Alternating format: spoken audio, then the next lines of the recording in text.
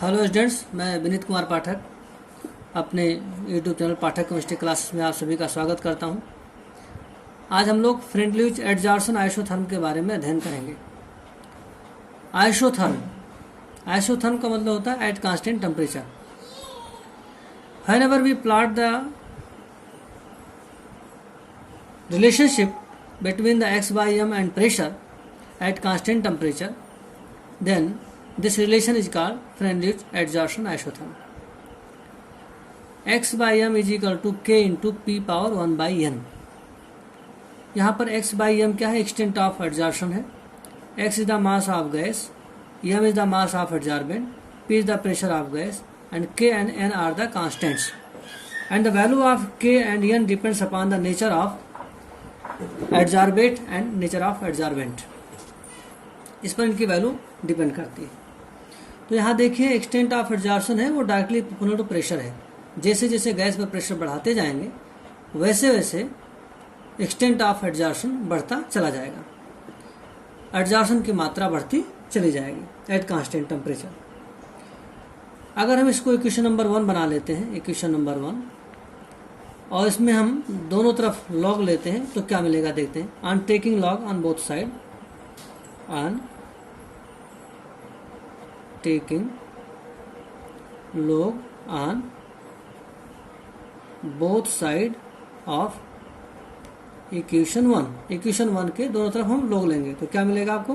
ये mathematical form हो जाएगा फ्रेंडलिच एडजॉर्प्शन आइसोथर्म का। log x by m is equal to log k into P power 1 by n।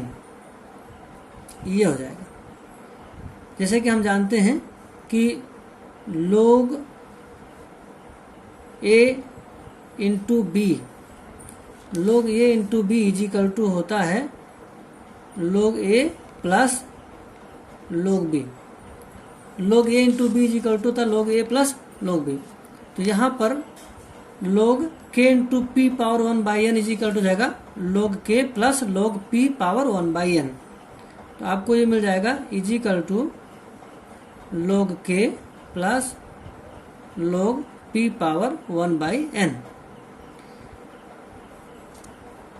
एक और relationship है log का। log कहता है कि log a power b is equal to होता है b log a। जो पावर होता है वो आगे आ जाता है। log a power b is equal to होता है b log a। तो इस हिसाब से log p power 1 by n is equal to हो जाएगा 1 by n log p। अब आप इसको ऐसे लिख सकते हैं, log x by m is equal to हो जाएगा log k plus 1 by n log p। ये इक्वेशन नंबर 2 बना दीजिए। ये जो इक्वेशन नंबर 2 है, this is another mathematical form of Freundlich adsorption isotherm. Freundlich adsorption isotherm का ये एक दूसरा रूप है। अब हमको प्लॉट्स के बारे में अध्ययन करना है कि प्रेशर और एक्सटेंट ऑफ एडजॉर्प्शन में क्या रिलेशन है। तो पहला प्लॉट ए हम बनाते हैं। इसमें होगा ऐसे ही, suppose that this is the extent of adsorption at constant temperature and P is the pressure. तो ये प्रेशर का कर्व ऐसे बनेगा। जब टेम्परेचर लो होगा, सपोज दैट 195 केल्विन टेम्परेचर पर, तो एक्सटेंट ऑफ एडजॉर्प्शन यहाँ तक होगी, यानी एक्सटेंट ऑफ एडजॉर्प्शन ज़्यादा होगा। अगर हम प्रेशर टेम्परेचर को थोड़ा और बढ़ा देते हैं तो ये थोड़ा वैल्यू इसकी कम हो जाएगी। मान लो 244 केल्विन पर इसकी वैल्यू कम हो जाएगी। अब एक्सटेंट ऑफ एडजॉर्प्शन और कम हो जाएगा, यहाँ तक आ जाएगा एक्सटेंट ऑफ एडजॉर्प्शन। और अगर टेम्परेचर को और बढ़ा देते हैं तो एक्सटेंट ऑफ एडजॉर्प्शन और कम हो जाएगा। अगर हम 273 केल्विन टेम्परेचर करते हैं तो अब इसका एक्सटेंट ऑफ एडजॉर्प्शन ये आ जाता है। इसका मतलब हो गया, जैसे जैसे हम टेम्परेचर बढ़ाते जाते हैं, जैसे जैसे टेम्परेचर बढ़ाते जाते हैं, एक्सटेंट ऑफ एडजॉर्प्शन कम होता चला जाता है। तो ये तो टेम्परेचर और एक्सटेंट ऑफ एडजॉर्प्शन का रिलेशन है। लेकिन अगर हम प्रेशर और एक्सटेंट ऑफ एडजॉर्प्शन की बात करते हैं तो जैसे जैसे प्रेशर बढ़ाते जाते हैं तो किसी भी पर्टिकुलर टेम्परेचर पर, किसी भी निश्चित टेम्परेचर पर, इनमें से कोई भी एक टेम्परेचर ले लीजिए, इन पर अगर हम प्रेशर बढ़ाते हैं तो आप देखते हैं कि एक्सटेंट ऑफ एडजॉर्प्शन क्या होता है, बढ़ता है, यानी प्रेशर और extent of adsorption directly proportional है। अब जो दूसरा हमने इक्वेशन बनाया था लॉगरिथम का, उसके आधार पर भी एक प्लॉट हम ड्रा कर सकते हैं। ये प्लॉट होगा ऐसे ही, इधर में लिखेंगे हम log x बाई m, इधर में लिखेंगे हम log p, ये आपका 0 है, इसमें भी 0 था, तो क्या होगा, यहां से ऐसे शुरू होगा इस प्रकार से। यहाँ ये जो क्वांटिटी है जिसको हम डॉट से दिखा रहे हैं, इसको कहते हैं इंटरसेप्ट, और इसको कहते हैं, ये वैल्यू होती है log k, ये एक इंटरसेप्ट है। और यहाँ पर ये जो आपका एक्सटेंट ऑफ एडजॉर्प्शन निकल रहा है, उसको थोड़ा इस प्रकार से आप दिखा सकते हैं, ऐसे ही दिखा सकते हैं। सपोज दैट b है और यहाँ पर a है और a एक एंगल q बन रहा है। इस प्रकार से यहाँ जो स्लोप होगा वो पॉजिटिव स्लोप होगा क्योंकि ऊपर तरफ बढ़ रहा है। तो यहाँ पर आप लिखेंगे slope is equal to 1/n।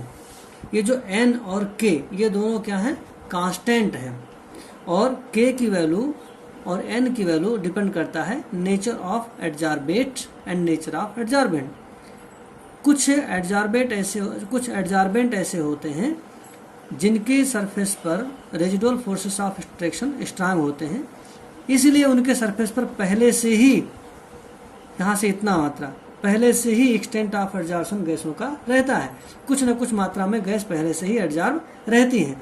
तो जो गैसेस पहले से ही एडजॉर्ब रहती हैं उनको हम log k के माध्यम से दिखाते हैं, और उनकी मात्रा डिपेंड करता है नेचर ऑफ एडजॉर्बेंट पर, कि उस पर कितने अट्रैक्टिव फोर्सेस क्रिएट हो रहे हैं। अगर सरफेस पर पार्टिकल में अट्रैक्टिव फोर्सेस ज़्यादा हैं, रेजिडुअल फोर्सेस ऑफ अट्रैक्शन ज़्यादा है, तो log k की वैल्यू ज़्यादा होगी, अगर कम है तो कम होगी। ऐसे ही जो मोस्ट लिक्विफेबल गैसेस होती हैं उनके लिए log k की वैल्यू बढ़ जाती है, क्योंकि वो आसानी से एडजॉर्ब हो जाती हैं और उनका डिग्री ऑफ एडजॉर्प्शन पहले से ही सरफेस पर ज़्यादा होता है। तो ऑलरेडी जो एडजॉर्ब अमाउंट होता है उसको log k से हम दिखाते हैं। अब हम कुछ चीज़ें और आपको बताएंगे। अगर यहाँ पर दो चीज़ें हम और डिस्कस करने वाले हैं। पहला पॉइंट ये है कि if 1/n is equal to 0, अगर 1/n की वैल्यू 0 कर दिया जाए, देन आप पाएंगे कि x/m इज इक्वल टू हो जाएगा कांस्टेंट। x/m इस इक्वेशन में दिया है, अगर इसकी वैल्यू 0 कर दिया जाए तो x/m की वैल्यू क्या रहेगी, कांस्टेंट हो जाएगी। तो इसके लिए हम जो प्लॉट बनाएंगे वो इस प्रकार से प्लॉट होगा, ऐसे बनाएंगे प्लॉट को। यहाँ पर x/m लिखेंगे, यहाँ पर आपका होगा प्रेशर, ये 0 है, तो क्या है, अगर F/n इज इक्वल टू, अगर 1/n इज इक्वल टू 0 होगा तो एक्सटेंट ऑफ एडजॉर्प्शन क्या होगा, कांस्टेंट होगा। तो इसको हम ऐसे दिखाएंगे, एक्सटेंट ऑफ एडजॉर्प्शन क्या हो गया, कांस्टेंट हो गया। कब, F 1/n is equal to 0। तो एक कर्व आपका ये बनता है। दूसरा कर्व यहीं पर बना देते हैं, B कर्व B से बना देते हैं। अगर 1/n की वैल्यू 1 हो, if 1/n is equal to 1, क्योंकि हमने पहले ही क्वेश्चन में लिखा है, पहले ही यहाँ पे लिखा है n की वैल्यू जो है 0 से 1 के बीच होगी, क्योंकि n की वैल्यू जो होती है ग्रेटर देन 1 होती है। तो अब उसी चीज़ को यहाँ पर हम अगर लिखना चाहें तो ऐसे लिख सकते हैं, ध्यान से देखिए इसको, ये आपका हो जाएगा। अगर ऐसा है, if 1/n is equal to 1, then x/m is equal to क्या होगा, then x/m is equal to होगा k इंटू पी। मतलब हो गया कि extent of adsorption directly proportional to pressure हो जाएगा। यहाँ पर इसको ऐसे भी लिखते हैं, x/m जो होगा directly proportional to pressure p होगा, ये होगा। अब इसके लिए प्लॉट अगर आपको बनाना है, इसका मतलब होगा जैसे जैसे प्रेशर बढ़ाते जाएंगे वैसे वैसे एक्सटेंट ऑफ एडजॉर्प्शन बढ़ता चला जाएगा। अब इसको आप ऐसे लिख सकते हो, ऐसे कर्व बना लो छोटा सा। यहाँ पर हम x/m लिखते हैं, ये 0 है, ये प्रेशर है, तो जैसे जैसे प्रेशर बढ़ाते जाएंगे x/m की वैल्यू बढ़ती चली जाएगी। इसका कर्व इस प्रकार से बनेगा। If 1/n is equal to 1 then curve will be like this. तो अभी के लिए इतना ही, थैंक यू वेरी मच। ये जो है फ्रेंडली एडजर्सन आइसोथर्म के डिफरेंट प्लॉट्स हैं।